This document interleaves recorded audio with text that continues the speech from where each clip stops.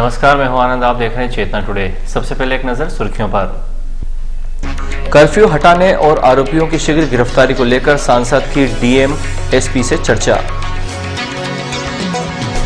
हैदर से पुलिस उगलवाएगी जब्त पिस्टल का राज, पुलिस रिमांड 4 दिन बढ़ा। और रेलवे स्टेशन पर लावारिस वाहन स्टैंड से रेलकर्मी की बाइक चोरी, बदमाशों की पौ-बारा।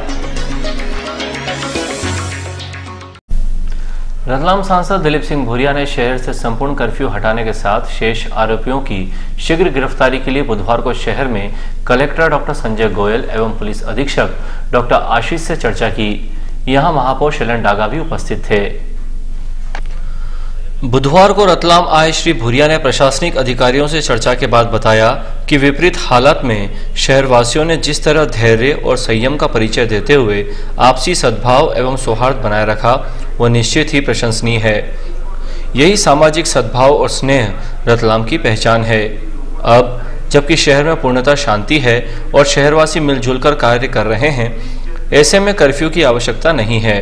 अतः संपूर्ण शहर को कर्फ्यू से मुक्त किया जाए। इस संबंध में मैंने कलेक्टर से कहा है।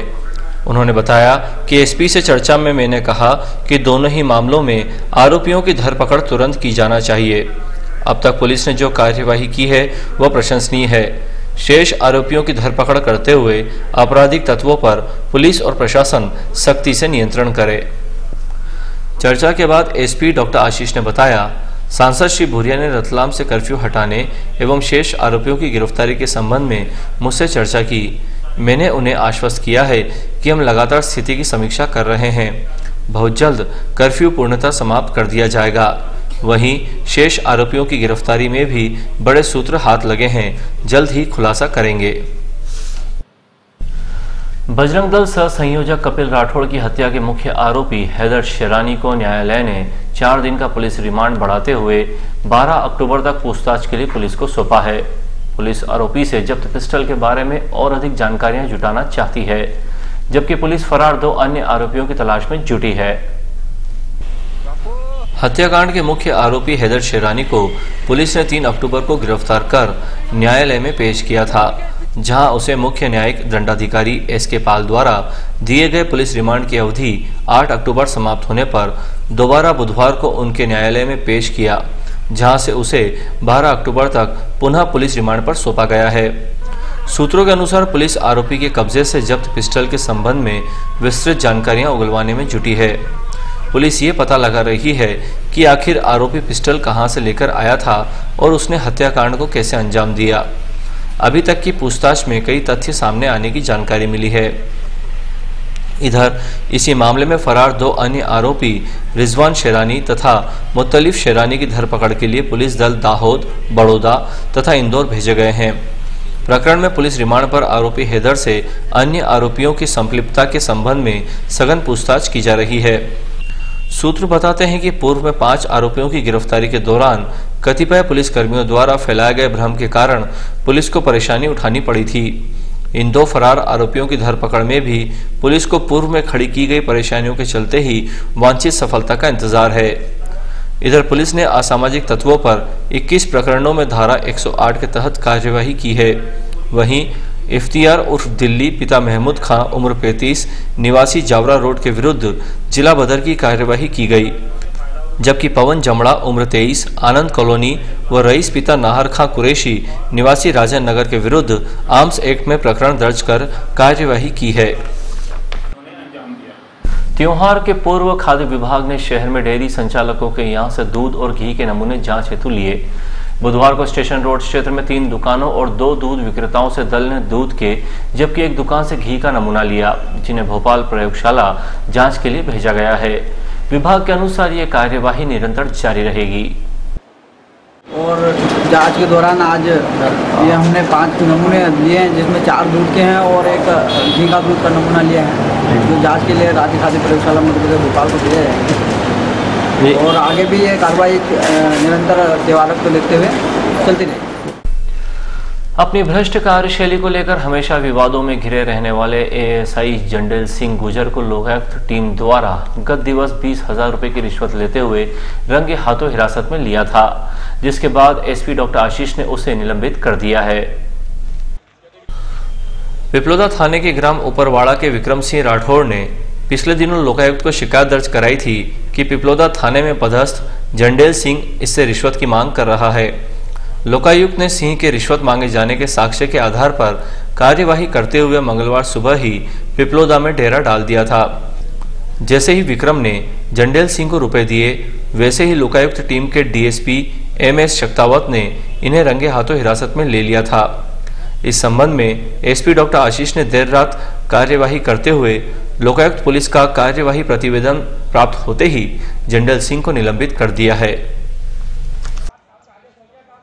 नशा मुक्त मध्य प्रदेश के संकल्प को लेकर पतंजलि नशा मुक्ति समिति ने अपने अभियान के तहत 15 स्थानों पर शिविर लगाते हुए नागरिकों से नशा मुक्ति जीवन के लिए शपथ पत्र भरवाए। अभियान का समापन बुधवार को हुआ। पतंजलि नशा मुक्ति समिति द्वारा चलाए जा रहे नशा मुक्त अभियान पखवाड़े का समापन हाट की चौकी पर शिविर लगाकर किया गया। यहां ग्रामीण एसडीओपी संजीव मूले, भाजपा नेता अशोक जैन लाला सहित अन्य प्रमुख जन उपस्थित थे, जिन्होंने क्षेत्र व आसपास के नागरिकों को नशे से दूर रहने की सलाह दी व नशा नहीं करने का शपथ पत्र भरवाया। इसमें बड़ी संख्या में नागरिकों ने शपथ पत्र भरा और नशे के दुष्प्रभाव को जाना। श्री मूले ने कहा कि किसी भी समाज की तरक्की तभी संभव है जब किसी भी प्रकार का व्यसन नहीं हो। व्यसन के कारण न केवल शारीरिक बल्कि परिवार आर्थिक परेशानियों का सामना करता है।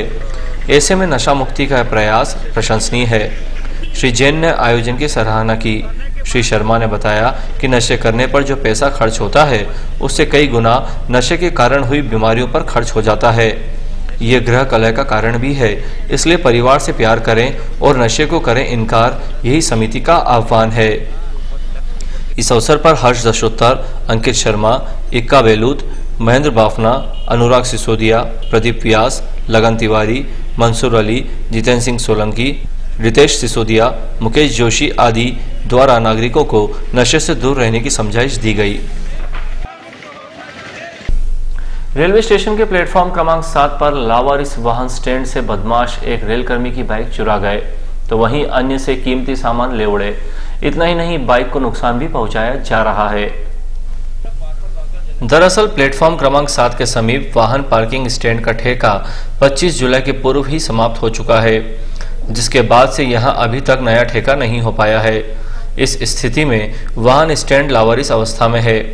रेलवे ने यहां वाहन चालकों से स्वयं की जिम्मेदारी पर वाहन रखने का बोर्ड लगाते हुए अपनी जिम्मेदारी से हाथ झटक लिए हैं। बुधवार को स्टैंड से एक रेलकर्मी की 2 साल पुरानी बाइक चोरी हो गई। इस रेलकर्मी ने बताया कि मैं बीती शाम स्टैंड पर अपनी बाइक खड़ी करके गया था। जब वापस लौटा तो बाइक यहाँ नहीं थी। इसकी शिकायत मैंने रेलवे पुलिस को की है।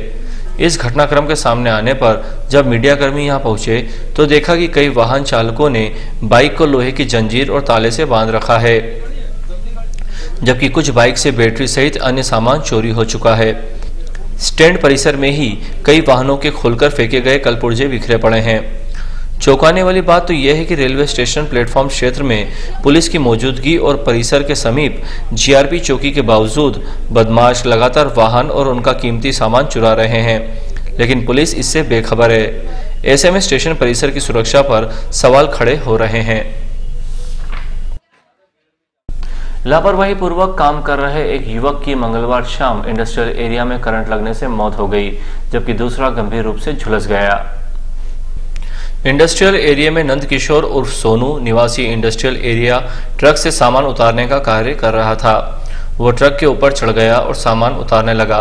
इसी दौरान सामान उठाते समय उसका हाथ मेन लाइन के संपर्क में आ गया और उसे करंट लग गया। उसके साथ काम कर रहे युवक उसे उपचार के लिए जिला चिकित्सालय लेकर पहुंचे, जहां चिकित्सकों ने उसे मृत घोषित कर दिया। मृतक के काका जगदीश मीना ने बताया कि इस कार्य में उसके साथ कुछ अन्य युवक भी लगे हुए थे। घटना में दुर्गेश पिता हरिशंकर दुबे निवासी गौतमपुरा रोड भी गंभीर रूप से झुलस गया, जिसे जिला चिकित्सालय में दाखिल किया गया है। अंत में एक नजर फिर से सुर्खियों पर।